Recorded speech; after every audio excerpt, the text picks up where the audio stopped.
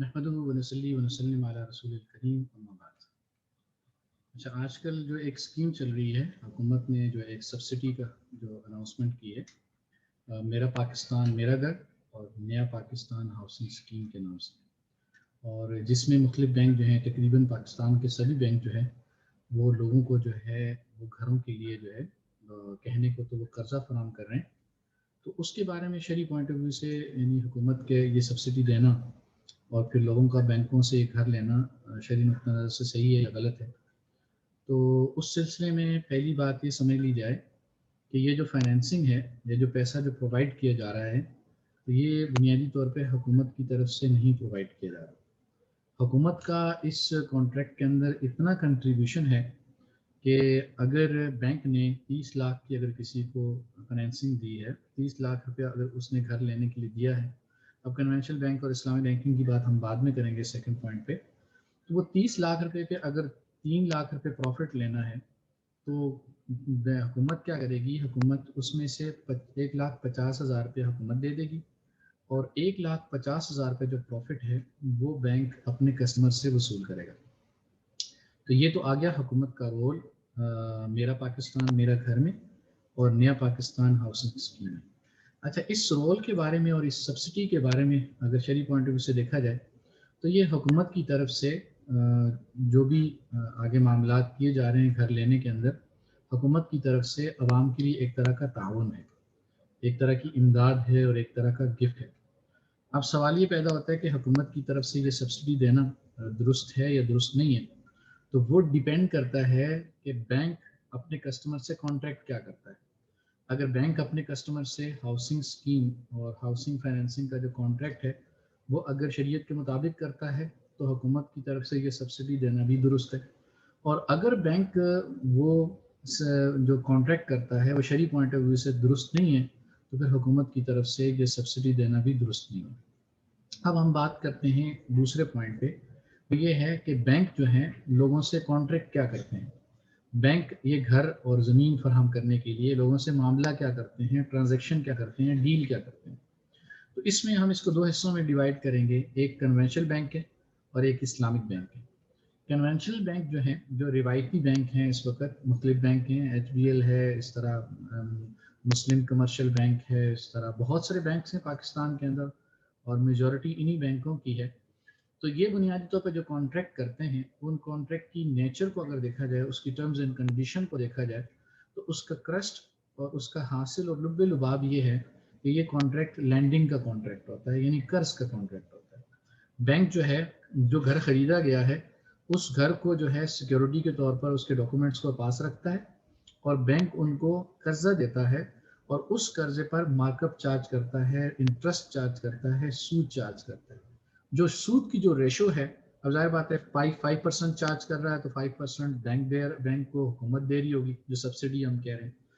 تو بہرحال یہ جو قرضہ ہے، اس قرضے پر جو بینک ہے کنونشنل بینک وہ ایکسٹرا چارج کرتا ہے، اس لینڈنگ پر جو ایکسٹرا چارج کرتا ہے جو سود ہے، اور سودی معاملہ کنونشنل بینک سے کرنا جو درست نہیں ہے، اور اس کی بنیاد پر گھر لینا بھی درست نہیں ہے، اور اس کے اندر حکومت کی طرف سے سبسڈی دینا بھی درست نہیں ہے، کیونکہ یہ معصیت اور گناہ کے کاموں میں تعاون ہے۔ اور قرآن میں اللہ تعالیٰ فرماتے ہیں وَلَا تَعَاوَنُوا عَلَى الْإِثْمِ وَالْعُدْوَانِ، کہ تم برائی کے اور عداوت کے اور دشمنی کے کاموں میں تعاون نہ کرو، عدوان کے کاموں میں تعاون نہ کرو، جو کہ جائز نہیں ہے۔ اب دوسرا کانٹریکٹ آ جاتا ہے کنونشنل بینک سے ہٹ کے اسلامک بینکنگ۔ تو اسلامک بینکنگ کے اندر جو اسلامک بینک کا کانٹریکٹ کرتا ہے کسٹمر سے، جو بھی بندہ گھر لینے جا رہا ہے یا زمین لینے جا رہا ہے،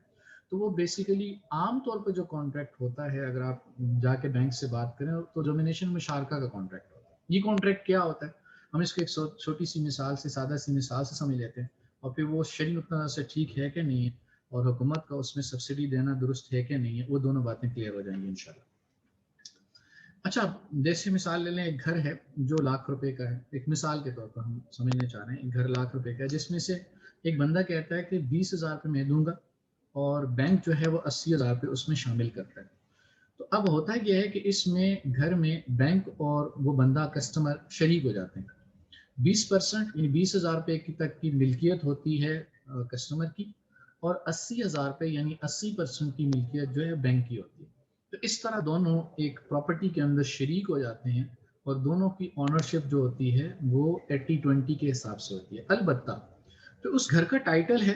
کیونکہ اس میں شیئر زیادہ بینک کے ہے تو اس لیے ٹائٹل بینک کے نام پہ ہی ہوتا ہے, جو کہ ٹائٹل بعد میں ٹرانسفر کیا جائے گا, وہ اگلی ٹرانزیکشن ہم بعد میں جاتے ہیں. اچھا, انیشلی جو ہوتا ہے اب بینک نے جو ہے 80% خریدا ہے گھر اپنے لیے اور 20% بینک کا اس کے اندر گھر کے اندر شریک ہے کسٹمر. اب بینک کیا کرتا ہے, اس کے بعد بینک دو طرح کے کانٹریکٹ کرتا ہے. پہلا کانٹریکٹ یہ کرتا ہے بینک بنیادی طور پہ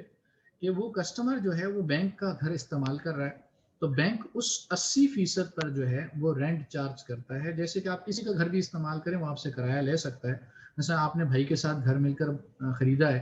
20% آپ کا ہے اور 80% بھائی کا ہے, تو بھائی اپنے 80% استعمال کا کرایہ وصول کر سکتا ہے, تو بینک بھی اسی طرح کرایہ وصول کرتا ہے. اب وہ کرایہ کتنا ہوتا ہے, وہ ضروری نہیں کہ مارکیٹ کے اندر جتنا کرایہ اتنا, اس سے زیادہ بھی ہو سکتا ہے, کم بھی ہو سکتا ہے, تو عام طور پر وہ کرایہ زیادہ ہی ہوتا ہے.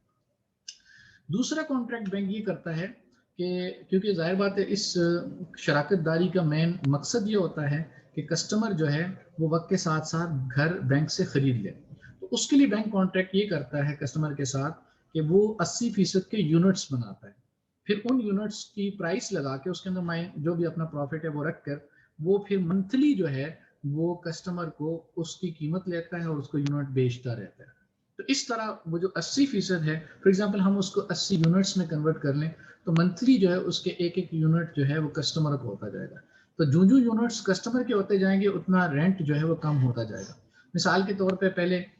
80% کا کرایہ تھا, مثال کے طور پر ہم 80% کے کرائے کو ہم 10,000 کنسیڈر کرتے ہیں, تو یہ جب یہی 80% میں سے 40% جو ہے فار ایگزامپل وہ 40% 50% ہو جائے گا, 50% جب شیئر منتقل ہو جائیں گے, حصہ منتقل ہو جائے گا کسٹمر کی طرف, وہ پیسے دے دے گا, تو اس صورت میں رینٹ بھی آدھا ہو جائے گا. اگر رینٹ اس کا فار ایگزامپل جو ہے وہ 10,000 پہ تھا تو وہ 5,000 رہ جائے گا. تو اسی طرح رینٹ کم ہوتا چلا جائے گا اور کسٹمر جو ہے وہ یونٹس میں چیز خریدتا چلا جائے گا اور ایک ٹائم ایسا آئے گا کہ وہ 80 کے 80% کسٹمر پہ ہو جائیں گے اور رینٹ زیرو ہو جائے گا اور اس کا بینک کا پورشن بھی زیرو ہو جائے گا. اس وقت بینک جو ہے اس کی جو ٹائٹل ہے وہ کسٹمر کو فارورڈ پر ٹرانسفر کر دے گا. یہ بیسیکلی اسلامک بینک عمومی طور پہ ہاؤس فائنینسنگ کے لیے ویسے بھی کر رہے ہوتے تھے یہ پروڈکٹ, لیکن یہ میرا پاکستان میرا گھر اور نیا پاکستان ہائیوسن اسکیم کے لیے بھی اسی طرح ہی وہ جو ہے ٹرانزیکشن کر رہے ہوتے ہیں. تو یہ transaction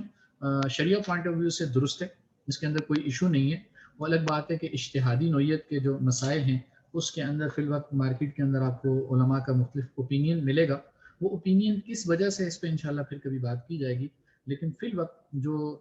state bank of Pakistan نے جو شریعہ سٹینڈرڈز اڈاپٹ کیے ہیں اور جن شریعہ سٹینڈرڈز کے اکارڈنگ جو ہے اسلامک بینکنگ ان پروڈکٹ کو چلا رہی ہے, اور اسلامک بینک کے جو شریعہ ایڈوائزرز ہیں, شریعہ بورڈ ممبرز جو ہیں 3 لوگ ہوتے ہیں عام طور پہ, چیئرمین اور RSBM ریزیڈنشل شریعہ بورڈ ممبر اور شریعہ بورڈ ممبر جو ہے, ان سب کی مشاورت سے اس پروڈکٹ کو اپروو کیا گیا ہے, پاس کیا گیا ہے اور شریعت کے تقاضوں کا خیال رکھا جاتا ہے اور رکھا جا رہا ہے. تو اس لیے اب میں خلاصہ اگر میں پوری بات کا عرض کروں تو یہ ہے کہ اگر آپ میرا پاکستان میرا گھر کسی بھی اسلامک بینک سے لینا چاہتے ہیں تو آپ لے سکتے ہیں, اور حکومت کے لیے اس کے اندر سبسڈی دینا, حکومت کے لیے اس کے اندر کسٹمر کو جو ہے وہ پروفٹ کے اندر ریلیف دینا بھی درست ہے. جبکہ جو کنونشنل بینکنگ ہے اس کا کانٹریکٹ شرعی نقطہ نظر سے درست نہیں ہے, اور اس وجہ سے کسٹمر کا, لوگوں کا اس کے ساتھ معاملہ کرنا شرعی نقطہ نظر سے درست نہیں ہے, اور حکومت کا اس کے لیے سبسڈی دینا بھی درست نہیں ہے. جزاکم اللہ خیر, اللہ تعالیٰ عمل کرنے کی توفیق عطا فرمائے. السلام علیکم ورحمۃ اللہ وبرکاتہ.